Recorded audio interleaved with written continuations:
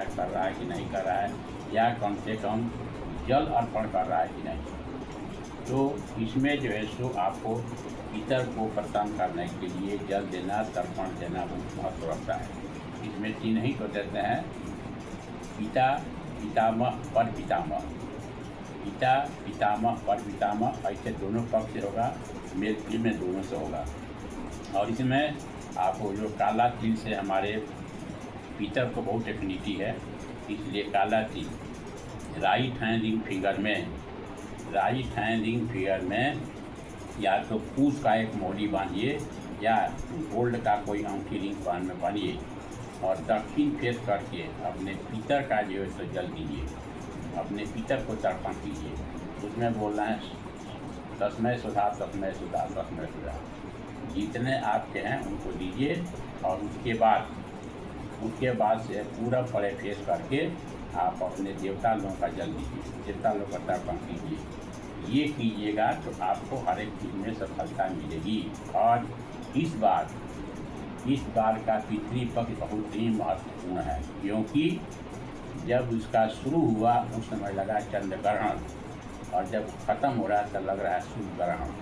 तो इसका बहुत ज़्यादा महत्व है। अगर शनि संबंधी कोई भी आपको कष्ट है, शनि संबंधी कोई भी कष्ट है, पितर से है, कहीं से है, तो उसके लिए क्या कीजिए, आगे शनिवार के दिन रोटी लीजिए और उसमें सरसों से लगा करके कोशिश कीजिए काला कुत्ता को खिलाइए।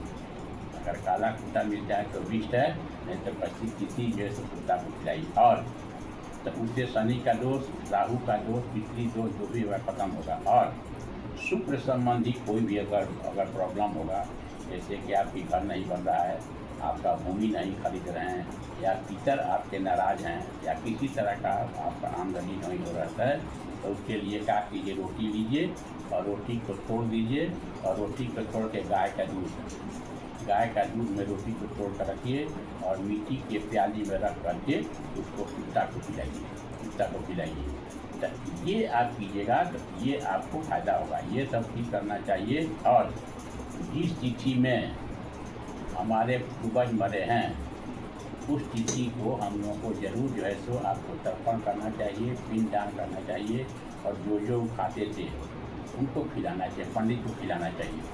अब पंडित, अब वो आदमी हमारे पितर लोक में हैं, या योनि में कोई परिवर्तन हो गए हैं, या पशु में है, या चिड़िया में है, या कौवा में है, या चींटी में है, या गाय में है।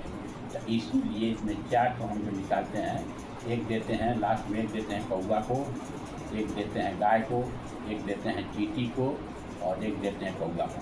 ये सब 4 को देते हैं। तो किसी योनि में रहने से आपको फ़ायदा होगा। तो सबसे आसान तरीका आप बता रहे हैं, पितृपक्ष में पितर को जरूर जल दीजिए। और किसी बढ़िया कर्मकांडी से आप कहिए कि जैसे आपका तिथि है, फादर का चाहे मदर का, तो फिर बढ़िया कर्मकांडी को बुलाइए, उससे पूजा पाठ करवाइए, उससे तर्पण करवाइए, और जो आपके पितर को अच्छा लगता है उसको खाने को दीजिए। उससे आपको फ़ायदा होगा। तो पितृपक्ष में अगर आप पढ़ते हैं तो बहुत ज़्यादा फायदा होगा। पितर आपको आशीर्वाद देके चले जाएंगे, और पितर का आशीर्वाद बहुत ही फलीभूत होता है। इसीलिए पितृपक्ष में पितर को जल देना बहुत बढ़िया है। जल नहीं दीजिएगा तो पितर नाराज होकर प्रतिक्रिया के चले जाएंगे। इसलिए सबसे साधारण तरीका हम बता रहे हैं, आपके कई समर्थ बताए हैं।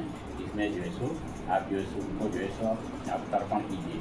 जिसका अकाल मृत्यु हुआ है, जिसका अकाल मृत्यु होता है उसको करते हैं चतुर्दशी का, उसको चतुर्दशी का करते हैं। और जिसको नहीं मालूम है उसका अमावस्या को करते हैं 21 तारीख। तो ये कीजिएगा तो आपको घर में हर एक तरह की सफलता मिलेगी। पितर लोग खुश होगा और पितर लोग आपका आशीर्वाद देगा। इसलिए पितृपक्ष में पितर को जरूर जल देना चाहिए।